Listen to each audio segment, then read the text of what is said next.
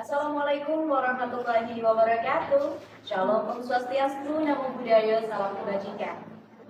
Halo semuanya, selamat pagi dan selamat datang di Jenus Podcast. Bersama saya Sylvia Kurwatul Ayun yang akan menjadi host kalian pada pagi hari ini.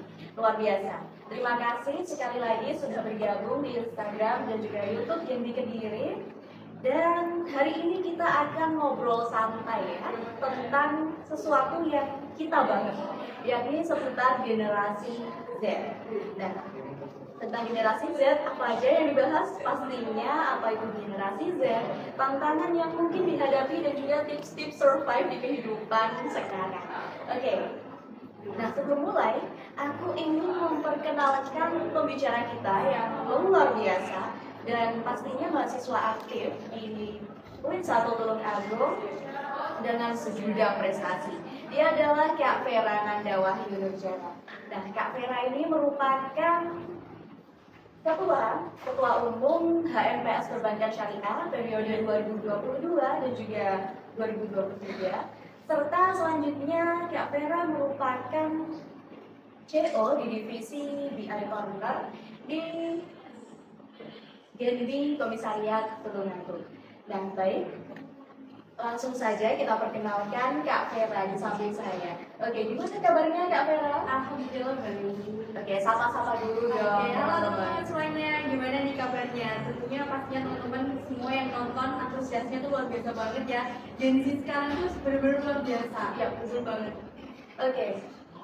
Jujur Kak, aku seneng banget Kak Vera bisa hadir di sini dan juga bisa menginspirasi teman-teman yang sekarang sedang live streaming di Instagram Genbi Kediri pastinya Kak. Oke. Sebelum lanjut nih Kak, menurut Kakak generasi Z itu generasi yang gimana sih? Oke, terima kasih ya Sylvia dan juga saya ucapkan terima kasih kepada teman-teman dari Genbi Kediri Komisariat UIN 1 Tulungagung sudah mempersembahkan acara yang sangat luar biasa pada pagi hari ini, yaitu adalah Genius atau podcast inspiratif ya untuk teman-teman yang ada di luar sana. Dan saya ucapkan terima kasih juga kepada segala panitia dan juga teman-teman yang hari ini sudah nonton nih di YouTube-nya dan juga di Instagram Genbi Kediri. Dan tentunya pada kesempatan pagi kali ini aku dan juga Sylvia juga akan berbagi bersama teman-teman semua yang akan membahas tentang kita banget nih. Bener kata Sylvia, kita banget apa itu? Yaitu adalah Gen Z. Nah, kalau berbicara soal Gen Z ya sebenarnya banyak orang di luar sana itu belum paham Sylvia sebenarnya Gen Z itu apa sih? Karena banyak sekali muncul kayak sebutan-sebutan dari Gen Y, Gen X, Gen Z, dan apalagi sekarang tuh muncul yang namanya generasi apa. Karena pada hari ini kita hanya akan membahas seputar Gen Z aja, jadi aku mau kasih tahu nih ke teman-teman dulu sebelum kita masuk ke inspiratif sebenarnya apa aja sih yang harus dilakukan sama Gen Z.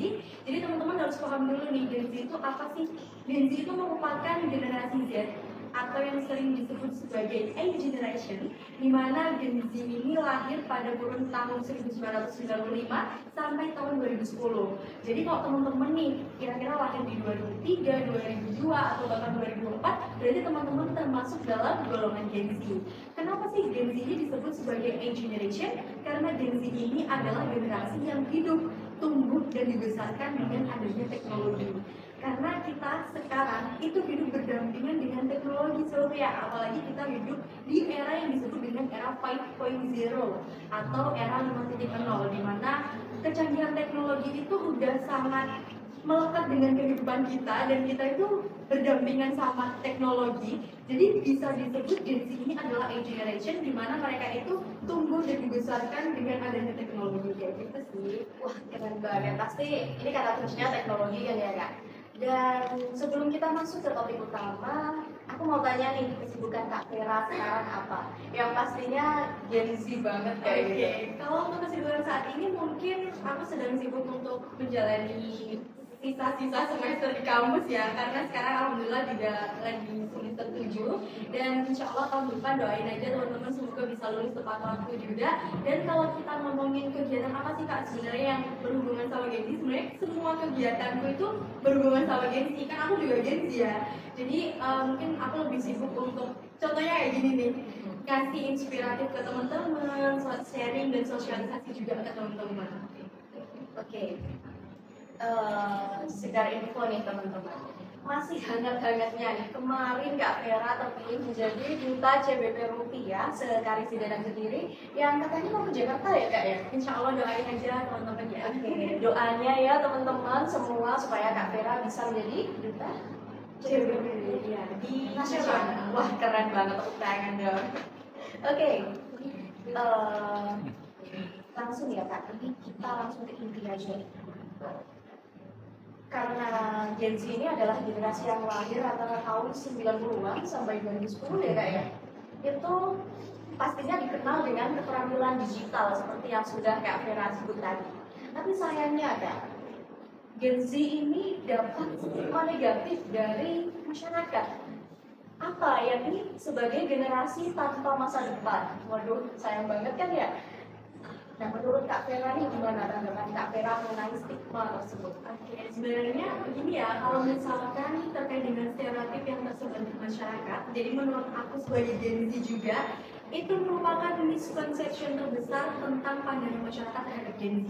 Kenapa aku bisa bilang kayak gitu? Padahal sebenarnya Gen Z ini merupakan generasi yang memiliki kreativitas dan inovasi yang tinggi jika kita bandingkan dengan generasi sebelumnya, kayak generasi X ataupun generasi Y. Tetapi masyarakat di luar sana itu berpandangan bahwasanya karena si Gen Z ini ketergantungan sama teknologi, si Gen Z ini adalah generasi strawberry yang katanya lembek dan mudah, kayak mereka suka instan, makanya masyarakat itu menganggap bahwasanya Gen Z ini merupakan generasi yang tidak punya masa depan. Dan ini adalah misconception terbesar teman-teman. Jadi kita sebagai Gen Z harus menepis semua stereotip dari masyarakat bahwasanya Gen Z tidak punya masa depan. Kita harus bisa menjadi pelopor, kita harus bisa bilang nih sama masyarakat, iya aku Gen Z tapi aku punya masa depan. Masa sih kalian Gen Z mau, kamu Gen Z atau nggak punya masa depan ya kan, kita nggak mau ya dibilang kayak gitu. So kita sebagai Gen Z itu harus memiliki keterampilan, memiliki inovasi meskipun kita memang benar kita ini dimanjakan dengan kemudahan teknologi. Tapi kalau bisa, jangan teknologi yang gerakin kita. Kita yang harus bisa melatih teknologi supaya kita nggak disebut sebagai generasi yang nggak punya masa depan. Kayak gitu. Oke, jangan teknologi yang ngegerakin kita itu ya garis besarnya. Oke, berarti bisa dibilang ya Kak, stigma negatif tentang Gen Z ini merupakan tantangan utama yang dihadapi generasi Z. Lalu tantangan lain yang dihadapi oleh generasi Z itu kayak apa sih Kak?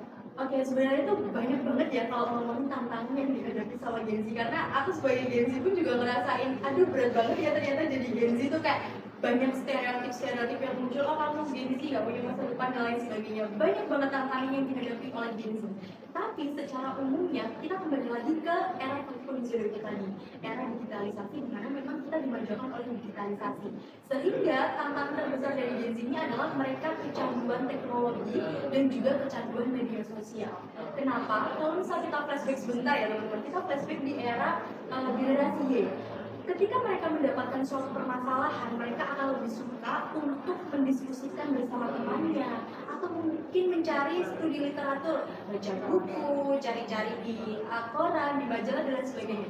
Tapi Gen Z sekarang, mereka dapat satu pertanyaan aja nih, misal soal kuliah, langsung larinya ke apa? Ke ChatGPT. Kalau nggak gitu ke apa? Ke Brandly, ke apa lagi? Nah itu yang menyebabkan Gen Z sekarang itu kecanduan teknologi, dan menurutku itu akan menurunkan tingkat produktivitas dari Gen Z itu sendiri. Selain itu, Gen Z itu juga kecanduan sosial media. Gini nih, kan kita ngomongin soal realita aja ya.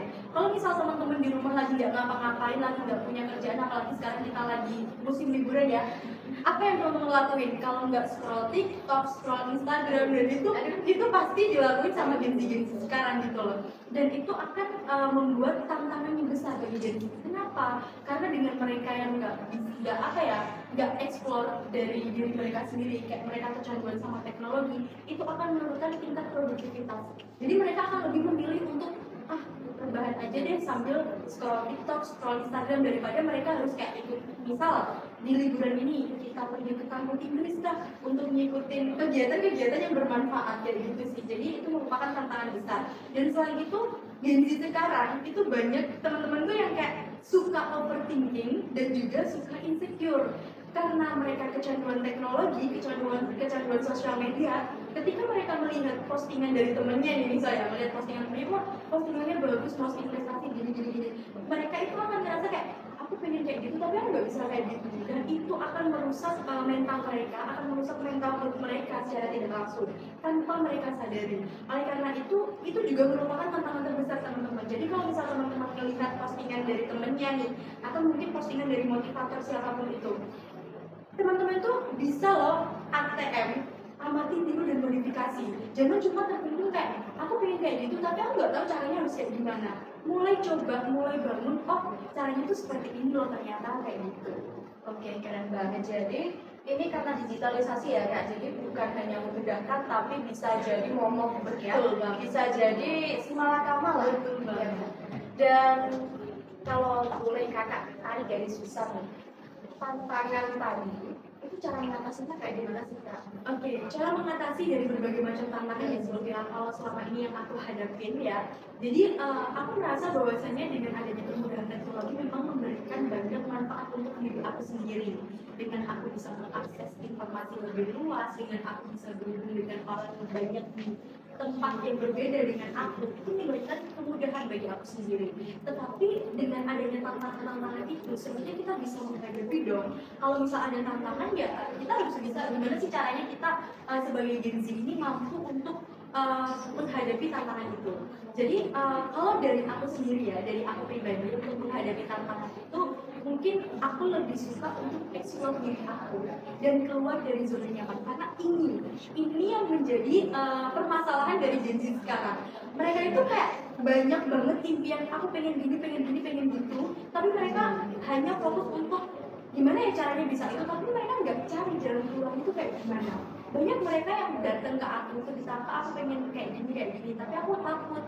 Ketakutan itu justru yang akan membuat mereka itu nggak berkembang. Jadi untuk menghadapi tantangan, mulai dulu, coba dulu, dan keluar dari zona nyaman teman-teman.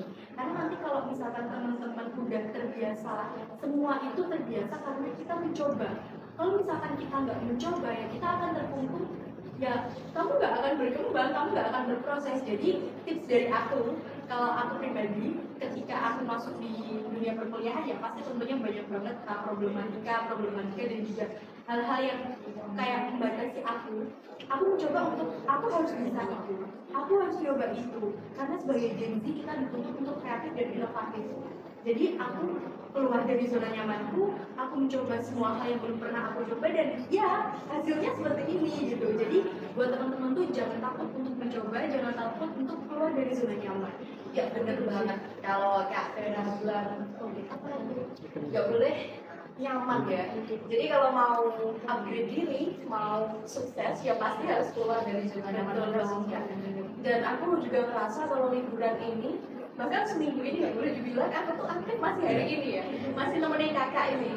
Jadi selama seminggu ini tuh aku bingung ngisi kesibukan liburan tuh kayak gimana, tapi aku nggak mau aktif. Jadi aku cuma scroll TikTok aja. Jadi itu penyakitnya dari bener. Apalagi kalau udah lihat live jualan itu ya seminggu bisa habis duit berapa gitu kan ya. Oke, kita kembali lagi ke generasi Z. Nah, terus Kak, tentang isu generasi Z ini merupakan tonggak utama perubahan Indonesia. Nah, terus gimana sih Kak peran Gen Z pastinya terkait dengan agent of change atau agen perubahan ya di masa depan, terutama di Indonesia. Gak usah Indonesia, di kita sendiri juga kayak gimana Kak? Kalau misalnya kita berbicara tentang agent of change atau agen perubahan ya, Gen Z ini memang identik dengan agent of change atau agen perubahan. Tapi yang sangat disayangkan sekarang, banyak sekali Gen Z di luar sana, banyak sekali teman-teman juga di luar sana yang mereka itu masih terkungkung dalam rasa malas. Mereka masih terkungkung kayak aku nyamannya di sini ya, aku nggak mau explore kayak gitu. Padahal sebenarnya dengan adanya kemudahan teknologi, dengan adanya kemudahan di dalam berbagai bidang ya, di era 5.0 ini, kita justru harus bisa memanfaatkan itu dengan maksimal. Misal, kalau misalkan kecanduan sosial media, ya kamu bisa loh bikin kayak sesuatu yang bisa mengedukasi orang luar. Jangan cuma kamu jadi penontonnya aja, tapi kamu juga harus jadi penggeraknya. Kamu juga harus bisa jadi motivatornya. Kalau misalnya kamu suka lihat motivator, misal Najwa Shihab atau siapapun itu ya, misal dari Instagram, ya kalau misal kamu pengen jadi kayak gitu ya kamu harus bergerak gitu.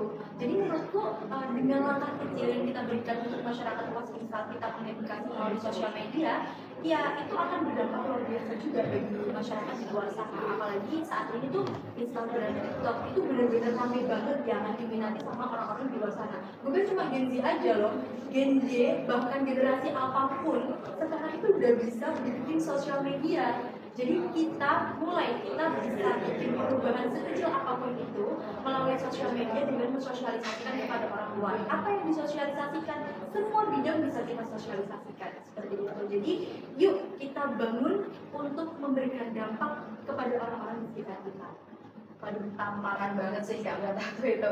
Dan juga teman-teman ingat betul ya apa yang dikatakan oleh Kak Vera. Nah, nggak kerasa nih Kak, kita udah di penghujung pembahasan kita pada pagi hari ini. Terima kasih banyak kepada Kak Vera terkait wawasan dan juga pandangan.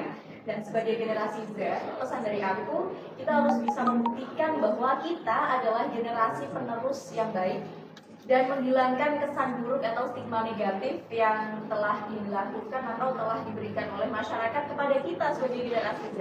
Oke, mungkin Kak Vera sendiri, ada nggak sih pesan dan juga motivasi kepada generasi Z yang mungkin sekarang tengah menonton dan juga menyimak betul-betul podcast hari ini kan? Oke, mungkin kalau kita berbicara tentang Gen Z tadi, banyak pesan dan juga yang ingin saya sampaikan kepada Gen Z sebenarnya. Nah, untuk kesannya sendiri ya, kayak aku ngerasain sebagai Gen Z yang hidup di era 5.0 ini benar-benar sebuah tantangan banget sih buat aku.